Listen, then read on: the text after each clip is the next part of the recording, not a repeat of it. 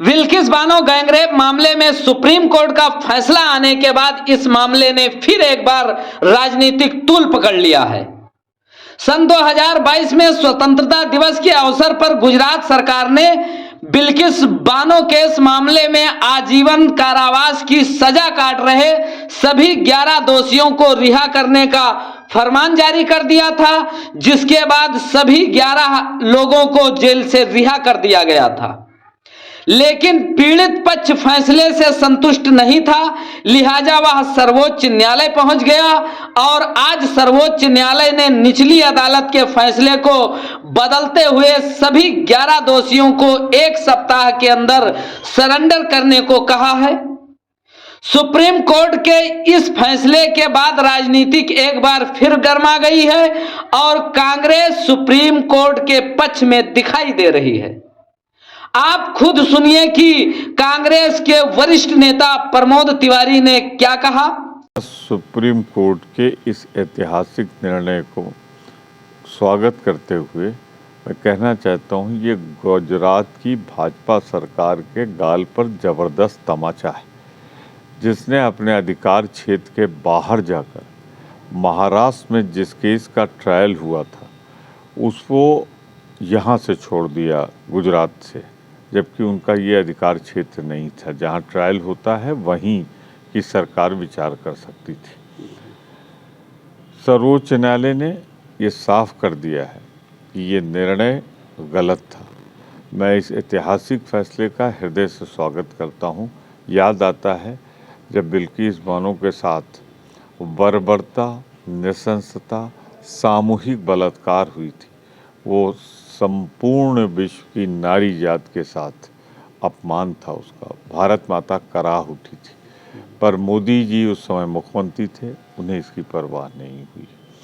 आज वो जब प्रधानमंत्री हैं तो उन्हीं के गुजरात के मुख्यमंत्री ने उन दोषियों को जिन्होंने मानवता को शर्मसार किया था छोड़ दिया था। नैतिक जिम्मेदारी बनती है मोदी जी आपकी, नैतिक जिम्मेदारी सीधी बनती है गुजरात के मुख्यमंत्री का। मैं गुजरात के मुख्यमंत्री के त्यागपत्र की मांग करता हूं सर्वोच्च न्यायालय के इस निर्णय के बाद। मायावती जी ने अखिलेश यादव पर सीधे तौर पर कहा है कि उनके पार्टी के से जुड़े मामलों पर दखल न डालें। बार बार जो टिप्पणी कर रहे हैं अखिलेश यादव, उस पर क्या कहना चाहेंगे? क्या इस पर गठबंधन में असर नहीं पड़ेगा इस चीज़ों का?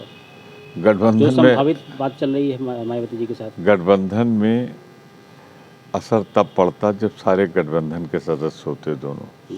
इसमें अखिलेश जी तो गठबंधन में शामिल हैं, मायावती जी तो भी शामिल नहीं, मायावती तो भी शामिल नहीं हैं। तो निश्चित रूप से जो कुछ कहा है मायावती जी ने या जो कुछ कहा है अखिलेश जी, दोनों आपस में उस पर प्रतिक्रिया दे सकते हैं। तीसरा पक्ष कांग्रेस कैसे इस पर प्रतिक्रिया दे सकती है? हमारा तो सिर्फ इतना कहना है, जो इंडिया गठबंधन में शामिल हैं वो भाजपा विरोधी हैं, जो गठबंधन में शामिल वो नहीं। तो गठबंधन में अगर किसी दल शामिल है और उसकी किसी से आपस में किसी विषय विवाद है तो वो इंडिया का विवाद नहीं है, उन दोनों दलों के बीच का मामला है। जेडीयू बार बार कह रही है कि कांग्रेस सीरियस नहीं है गठबंधन को लेकर के। कहीं कुछ नहीं कह रही है, ये तो सिर्फ भाजपा की कपोल कल्पित कहानियां हैं। बयान आ रहे हैं जेडीयू के एक नेता के। अब तमाम नेता है, कौन क्या बयान दे रहा है मुझे तो मालूम ही नहीं, और हर के बयान पे प्रतिक्रिया मैं नहीं दे सकता। मैं सिर्फ इतना जानता हूं कि जेडीयू के जो राष्ट्रीय अध्यक्ष हैं आज के या जो निवर्तमान अध्यक्ष थे, दोनों इंडिया गठबंधन में शामिल हैं और वो बार बार कह रहे हैं कि सीटों पर फैसला जल्दी हो जाए। रामलला की प्राण प्रतिष्ठा को लेकर के अभी स्टैंड क्लियर है क्या सरकार का, कांग्रेस का? कांग्रेस पार्टी ने ऐलान किया है कि 15 तारीख को उनके प्रदेश अध्यक्ष जाएंगे और हम लोग सभी इस निर्णय का स्वागत करते हैं जो सर्वोच्च न्यायालय ने निर्णय दिया कि इस मंदिर का निर्माण हो।